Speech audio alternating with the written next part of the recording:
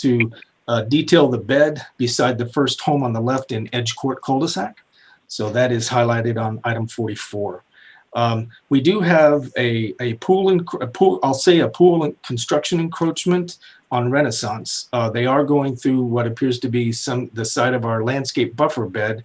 And so I will need to get with Matt on that to see if they've been notified of using that. But regardless of that, Down to Earth is not maintaining the rest of the bed. So that's why I put that in there. In this particular report, there's really only a proposal for some struggling podocarpus on the outside of the pool fencing. And so podocarpus doesn't like a whole lot of wet feet. I know that one by the dog park, it's in like a little drainage swale that goes right to a catch basin. It's deader than a doornail. So I have asked for that to be taken out. But like I said, they just don't like, podocarpus don't like wet feet. So in those areas, we might want to find a more suitable plant material. So that's very quick, but if you have any questions, I'll be happy to answer. Lee, Lane, board members, Matt Gallagher, did you guys have any questions regarding John's report? No, I'd like to know that you're following up with Down to Earth and when these items are repaired, please. I sure will. Yep, I will. I will get a time plan. Yep. Does the board, some boards don't want to see the response back from the vendors in the agenda? Do you wish to see those in the agenda, their responses? I don't know the answer to that. I just want to follow up with you, John, on a more regular basis since you're new to make sure Down to Earth is addressing your comments. Okay. It's like we get month after month after month report and we just have similar issues, but hopefully we'll address that through the RP process. Okay.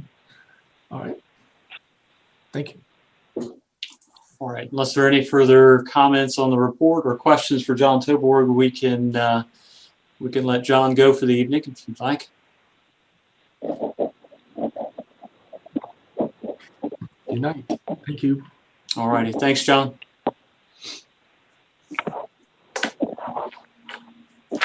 All righty, any further discussions, landscape RFP, landscape related before we move on, Lane, to let's go to our next item of business, please. Sure. The minutes are there on the agenda, tab number 1. These are the minutes held from the August 25th meeting for the board's review. Yeah, I've got a number of comments, Matt. I mean, there's mistypings in here. I think Mr. Hayes is referenced, and I think it should be Mr. Huber. The third order of business, I'd like to provide some comments. I also am not clear on a number of these. It says there were no public comments, and I do think we went through the roll call like you did earlier today, and maybe there were some comments. So I think maybe you and I ought to table this and take it offline and go through it together and bring it back to the board the next time. This seems complete to me, but okay, certainly we can do so. I would welcome any comments from Lee or Matt on this. Yeah, this Lee, I interpreted that to mean that there were no public comments on that particular item, like 8th order of business where we opened up the public hearing for uniform method of collection. I didn't take that to mean there were no public comments at all, just for particular items that were okay, motions that may be my mistake, but I'd like to take it offline with Matt if that's okay. Sure. All righty, we'll table this and then move on.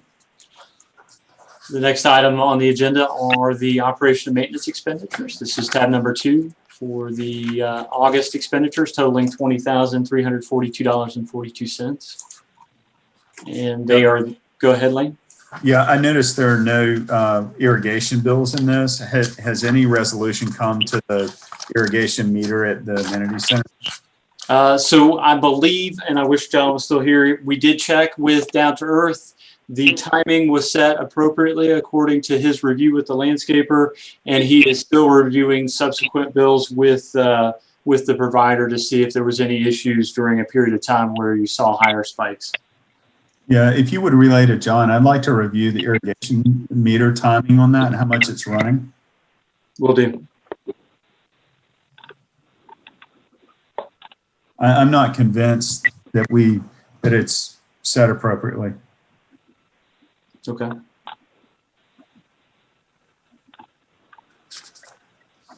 I don't have any other questions about the bills. Okay. Any other supervisors?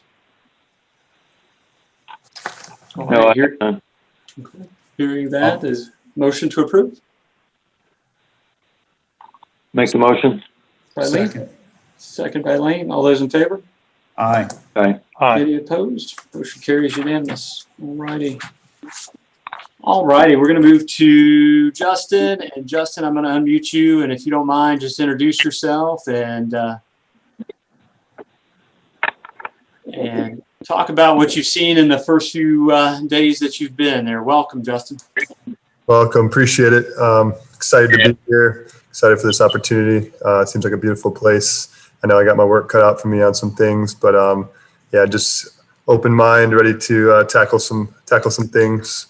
And I know early on, I got with Matt working on some game plans for pressure washing and you know, what we can do to kind of identify the issues that need to be improved.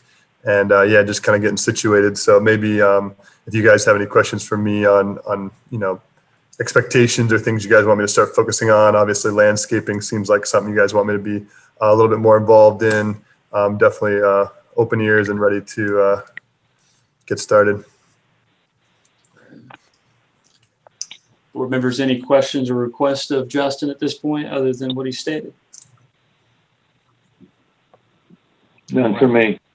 No. Thank you, Alrighty. Justin. Thanks, Justin. Appreciate it. All right, district engineer not present. District council, do you have any updates or reports at this time? Sure. Okay, so I'll just go ahead and knock out my standard. We are continuing to monitor the executive orders being issued by the governor's office with respect to COVID-19 and its the applicability of any of those executive orders to the district operations, as well as the manner in which the district meetings will need to be conducted going forward. I will keep the district manager and chair up to date on any developments on that front in between meetings so that we can plan accordingly. Hey, With Sarah, respect, could I ask a question on that? So currently, how long is there an end date to the online meetings? yeah, so right now the executive order expires at the end of the month. What we have seen in the previous cycles is we may see an executive order a day or so before the expiration. I understand that can be frustrating because it makes it difficult to plan at this point. Knowing that may be the way it unfolds, we are including language in all of our meeting notices, providing for the potential for meetings to continue to be held virtually in the event that executive order is extended. Yeah, great. Thank you.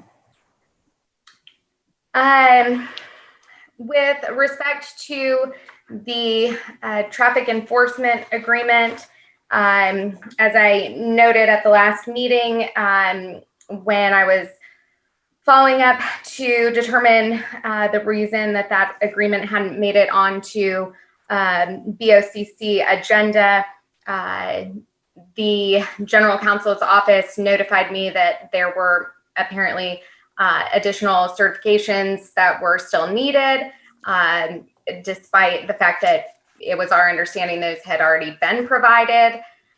Nevertheless, Sean and I did work with the district engineer as well as Mike Bunk with the county traffic operations department to get all of those certifications resolved and over to the general counsel's office. They have confirmed their receipt of those, and I spoke to the county attorney's paralegal this morning, on exact next steps and timing. They are compiling the final agreement and exhibits for execution.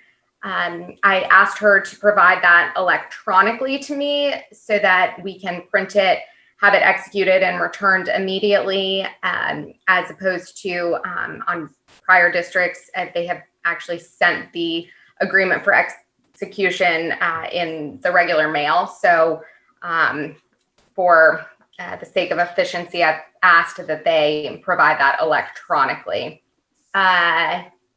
The upcoming deadlines for the remaining meetings of 2020 are the November 17th meeting has a agenda deadline of October 5th, 2020. And so that is the date that I'm pushing to meet. And I have calendared to follow up with the county attorney's office every other day until we receive the original of that agreement to be executed. They unfortunately have very extended agenda deadlines right now, just dealing with COVID and holding meetings remotely. The next deadline would be for the December 8th meeting, and the agenda deadline for that meeting is October 26th. So those are the upcoming deadlines, and we will continue to press the county to get that on the November 17th BOCC meeting, if at all possible. Let's see. With respect to the concerns raised regarding the overcharges and underperformances on the landscape maintenance contract, a number of those items have been addressed previously, and I believe credits issued. Matt will have to specify the exact items, but we have also provided a final draft of an amendment to the landscape maintenance contract to address some of the performance concerns that have been raised, specifically addressing some of those reporting items that we were talking about earlier. For instance, if mowing is skipped, the reason it was skipped and when it will be performed by the contractor.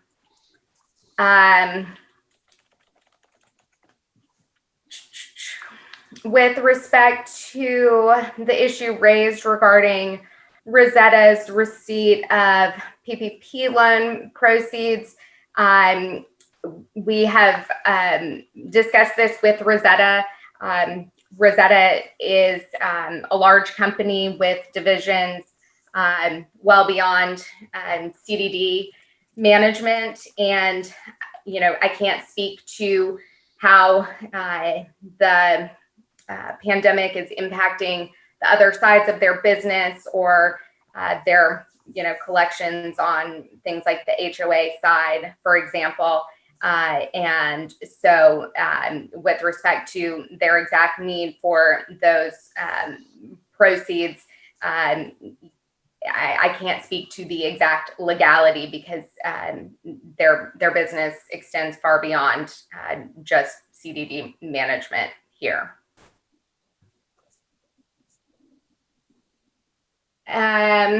Let's see. I think the last item I had to address from comments was the recommendation on establishing subcommittees to be established to address specific types of issues and resident concerns. That is certainly something that the district can do. To the extent that committees are established formally through the district, The committees are then subject to public meeting requirements, record keeping, and making sure that all of those meetings are open to members of the public for purposes of input, to the extent that those are formal committees through the district that will be providing any type of advisory function to the district's board. With that said, if the community wants to get together and establish their own informal committees and provide feedback to the district manager in a less formal way, that's certainly something residents are welcome to do. But I just want to make sure that everyone's aware that if it's done formally through the district, there are certain meeting and notice requirements that we'll have to comply with.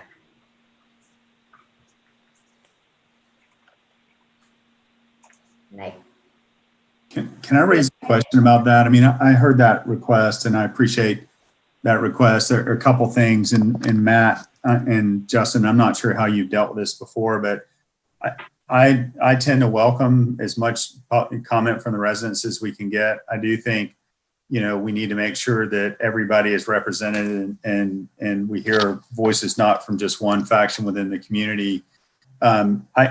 The comment was made about social media. I will say that I'm not on the Asturia social media. I think we were asked not to be on it. So, you know, and I think a comment was made at the last meeting that with concerns over some of the Facebook page comments and so forth, that it's not a full representation of the entire community. So I'm open to ideas on this. And Matt, I don't know how you've dealt with committees in other communities, but if that's something the community is interested in and it can be managed in an appropriate way and inclusive, you know, I'm open to helping the residents, helping prioritize things, you know, to take to the board. I will say that we are going to have residents as board members, and I believe in November, which I welcome that as well. And I think will be a good start to the turnover of the district. So Matt, have you dealt with committees or how do you want to manage? Yeah, I have. And just like Sarah was speaking to it, you have to advertise every time the committee is going to meet. If they're going to make a formal recommendation to the CDD board, they are required to keep minutes of the meetings, and they are required to fall under the sunshine laws, just like I believe Sarah had presented. So there is a, you know, expense to advertise for their meetings. There's an expense, you know, for them to hold their meetings, produce the minutes, and they are then bound by the sunshine law. So if the board is interested in moving forward and setting up those committees, that is the process by which, you know, we can enact them. So could I ask Ms. Rebecca Reynolds to go offline with Matt Huber sometime after the meeting and give input as to whether you think there should be formal or informal committees? I would appreciate that, please. Okay. Or Matt, if you would follow up with Ms. Reynolds, that would be great. Will do. Yeah, I don't know if you can hear me, but I'm happy to do that and glad to hear the support. And I think it's a great direction for the neighborhood. So thank you for the time today on this subject. All right. Thank you. Sarah, anything else? I believe I have covered each of the particular comments I had started to respond to, but if anyone feels I've missed anything, please don't hesitate to let me know. All righty, board members, go ahead, Lane, I'm sorry. Yeah, Matt, I know your report's coming up next. Maybe why don't you go ahead, or I would encourage you to address the bollards. I know there have been a number of emails on that, and go through and address some of the items. And then I know Sean Manson has an update on the traffic light and the stop sign item as well. So feel free to call on Sean. Okay, I'll keep it brief. Our next regular scheduled meeting is October 27th at 1 p.m. We're going to have the audit committee meet prior to the regular CDD meeting. So those of you joining for that meeting, just know that we'll have, in advance of the regular CDD meeting, we'll have the audit committee meet. And as a reminder to the board, we'll be discussing the approval of the advertisement soliciting the auditors, and then also, like we did here today, reviewing of the criteria by which you will judge the proposals received. So one quick thing, Lane, I need to circle back with you. The insurance proposal for Asturia CDD needs to be reviewed and executed and back to the insurance folks so that we can get that back timely to them. I know that there are several comments. I've got a list here. If I miss anything, we're going to go to audience comments after Sean's comments, so we'll address anything that I miss. I know there have been a couple of comments about the Asturia entrance sign. It was repaired by an electrician this afternoon. I know that Justin is committed to leaving the clubhouse this evening and taking a look to see if it is lit up. And so that should have taken care of that. The bollards were installed based upon discussion by the board and approved to be inserted into those locations where there were several residents who had spoken out in regards to golf carts operating on the nature trail, the path. The bollards were installed again at the direction of the board and will be paid for by the CDD's general fund. Yes, we are aware that there is an issue with the one bollard there where the erosion is. Experts are going to respond. We do have the original installer coming out to address, as well as working with the district engineer and a vendor to repair the ongoing erosion issue that is there at the bridge.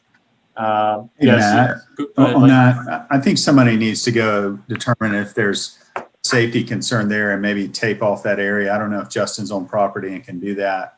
Yeah, we've done this, Lane, in the past, and all that happens is the safety tape gets removed. So, but happy to have Justin go out and tackle that again as well this evening. Thank you. Yes, sir. Let's see. So, talked about the bollards, the signs. Also want to mention under my reports that the school bus signs will be installed. There was an issue with the sign company and some transition with their team, but those are coming. We expect those to be produced here within the next week and installed shortly thereafter. Again, those are the no parking signs in the bus stop areas, as well as talked about the bollards, talked about the signs there. Want to speak to the irrigation refund that we received. We received this from Down to Earth, the amount of $5,557.29, and that's been booked accordingly. Let's see, what else? Already approved the landscape. Matt, could you comment on what the number of other properties Rosetta manages? Sure. We manage approximately 117, 119 properties, CDDs, across the state. Some that are in your area, let's see, are Wilderness Lake Preserve, the Groves, Connerton. I'm just trying to think further in towards western point of 54 would be Copper Springs CDD, Mitchell Ranch CDD. What else? Concord Station off of 54, Long Lake Reserve. Those are just a few in the area near the vicinity of Asturia CDD. Could you comment on the repair of the pavers at the pool? Yes, so contracted with Sun Pavers. They were running extremely behind. I'm waiting for an updated repair date from their point person, Craig. And as soon as I have that, we'll broadcast that out. Also to Amy San Martino's comments earlier, I've been in touch with a resident, Vince Schellenbach, and have committed this Friday to walking the areas that are holding water on the CDD sidewalks. I'm aware of these areas. We have pressure washed them in the past. They continue to hold water, and we'll be reviewing those and documenting them for follow-up this Friday. Matt, one yes. question on that. I think in the past, we've actually done some gutter cleaning, maybe on an annual basis. Mm-hmm.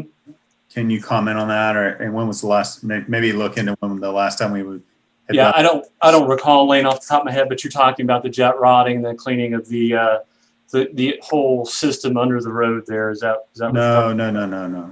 What are you talking About just I'm sorry, not gutters, the curbs. Excuse me, I misstated that. The curb. Okay. And I think at one time in the past, we went through the part of the community and cleaned up some of the curbs that had growth in them and debris or what have you. Right. We did have to hire a company to do that, and I want everybody to know that yes, we have able-bodied staff on hand who can do pressure washing, but just remember that there isn't water sources nearby typically. So that requires, if we're going to do extensive pressure washing throughout the community, it usually requires the hiring of a vendor to satisfy that. So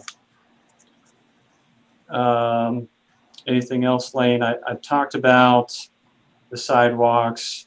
Mr. Teets asked about renaming the dog park. I think for the purpose of this meeting, we just asked that you send us any information you intend. We can look to address that at the October meeting if we could do that. Let's see.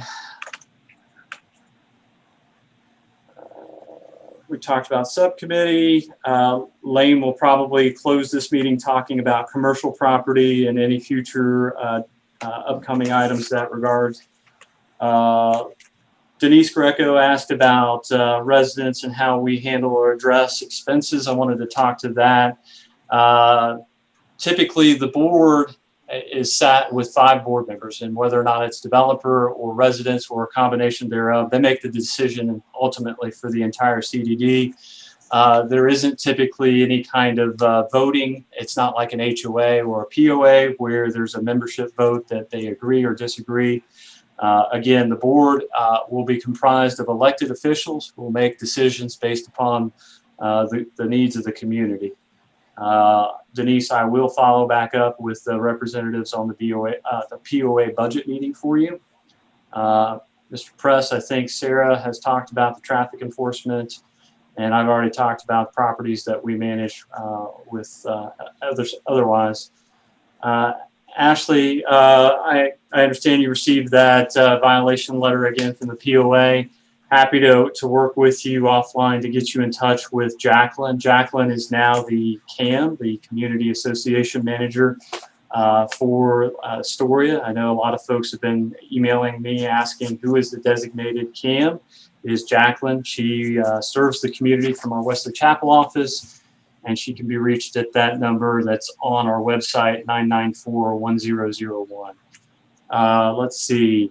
Hey, Matt, yes, on that, and on Ms. Greco's comment about the budget, the budget, whether it's no matter who the board is, there will continue to be budget hearings every year, and the board will seek input from the community before they set the budget or as part of the process to set the operating budget every year.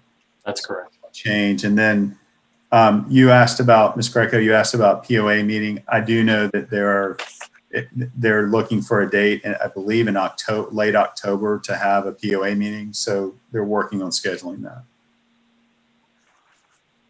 Okay. Let's see. Aquatics. I've heard a lot of comments about aquatics. The aquatic company, and some of you may have been a part of these meetings when Virgil's come on. Virgil's been in person when we've had meetings at the clubhouse, as well as been on a past few Zoom calls. We get monthly routine aquatic treatments where they go in, they treat all the ponds, they treat them for algae blooms, and then there is no charge for any callbacks that they have to do. They come back, they'll treat ponds as needed for any algae blooms. But I think what's more important is to discuss what's causing or what's driving the algae blooms. As we all know, these are stormwater ponds. What do? They take water from the roads, the streets, the rooftops, and more importantly, everyone's yards, and they drain into a pond and they attenuate, which they hold the water and then they pass it along throughout the system of ponds through the community. Oh yes, they're all connected. So if you have an algae bloom in one pond, they're more than likely will appear in others.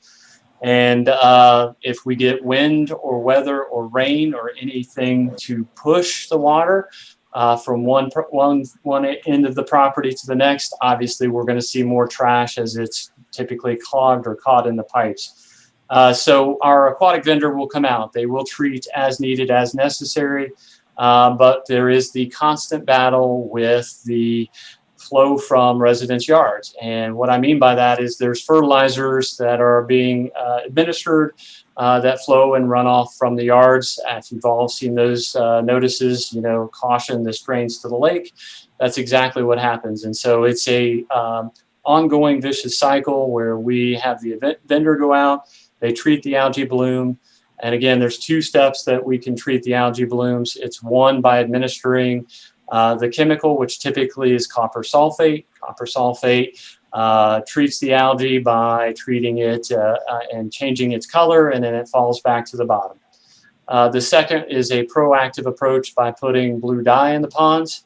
But when we put the blue dye in the ponds, like I said, the water is constantly traveling from one end of the property to the next. It also suffers from evaporation, and it also suffers from dilution as we get rainstorms. So that only works as good as the weather holds out for us. The blue dye prevents the sunlight from shining down on the ponds and causing the algae blooms to pop up and rise to the surface. So we've talked and we've covered and we've placed the landscaper on notice. They are aware. They are not to mow to throw their clippings in. They've commented on that they use a specific type mower that mows and does not have an exhaust that allows clippings to get thrown. The only time that we are understanding that there are clippings that are going into the ponds from the CDD's landscaper is obviously when they're doing string line trimming. They have to get down to the edge around the ponds and do their string line trimming. There are going to be a little bit of grass clippings that go in from the string line trimmings, but other than that, they are cautious not to do it. So again, if you have aquatic issues, if you notice the pond behind your house, contact us at district management, contact Justin at the clubhouse. We'll put a call in with Virgil and his group. They'll come out, they'll treat the pond, and we'll continue to address it in that fashion. So I think for the most part, I've covered everything, and I would be happy to turn it over to Sean Manson. Yeah, Sean, could you give us an update on the trail connection between phases 2 and 3, and then on the stop sign and traffic light, excuse me. Yep, sure can. So the trail between 2 and 3 is a boardwalk. We received approval from Pasco County on July 2nd for the plans on that particular project. I'm currently out to bid with several vendors to get some pricing on that. However, all have indicated that currently with the water levels back in the wetland areas and the rainfall amount, it's better to hold off on this project until later in the year when the rain subsides. So that's kind of our plan, is secure up pricing, and then we'll execute sometime in the first part of the year, hopefully, is the plan. With regards to the stop sign, we've had our transportation engineer, Mike Razor, out. I believe he was out 2 weeks ago and did his analysis. I got a preliminary update from him today that said that the intersection is just below the threshold for warrants for a stop sign. He's still evaluating speed conditions, but thought that there was a bit of a gray area there. He thought that he could probably have the stop sign approved based on operational improvements to the intersection. Because we are in the process of going through a traffic enforcement agreement with Pasco County, we will need to get Pasco County traffic ops to approve that stop sign being in and that warrant analysis. So as soon as we have Mike's report, we'll submit that over to Mike Bunk and traffic ops. Yeah, thank you. I'd encourage you to continue to pursue that. So thank you for that. Yep. Traffic signal, we are still in the procurement phase of that project. However, you should start seeing some work out there with the site work that's going to happen out in the turn lanes. You should see the contractor out in the next 2 weeks starting to put the drill shafts in for the strain poles. The strain poles are currently scheduled to be delivered to the site on October 23rd. So you'll see efforts really ramp up on that through November, December. And then we're targeting full operational of the signal the first part of February. I believe there was a... Go ahead, Sean. I was just going to address the comments. I believe somebody made a comment about the barricades at the entrance. That's part of the ongoing MOT issue with the DOT closing down the intersection. That was a requirement of us to put the barricades in, and those have to stay in place until the signal's in place and operational. I know it's an eyesore, and I apologize, but our hands are tied by the DOT on that one.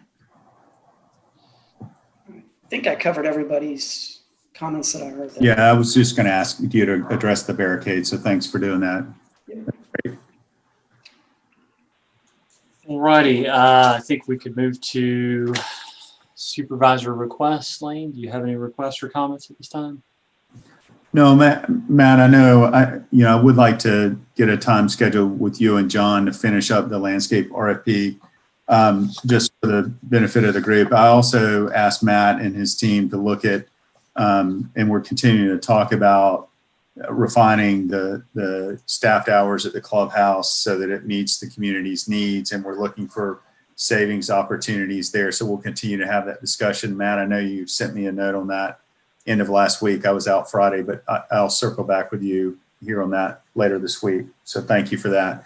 I will, the commercial property out front is not within the CDD boundary. I know there's been some confusion about that. So some of the questions we got is whatever goes out there, will they be able to use the CDD amenity? And the answer is no. It's a separate property outside of the CDD boundary. I probably should address it outside of the meeting, but I'll just quickly address it and happy to follow up later so we don't take up CDD time. But there's a lot of activity there from a number of different type of users, that I know the developer is talking with. There are proposals in that include restaurant type of users, additional residential type of users, commercial users. So the activity there is good. I think knowing the traffic light is coming now is helping there. And I know the developer is still committed to delivering a nice product there. So I'll leave it at that and then happy to answer questions offline. All righty. Thanks, Lane. Lee, any supervisor request?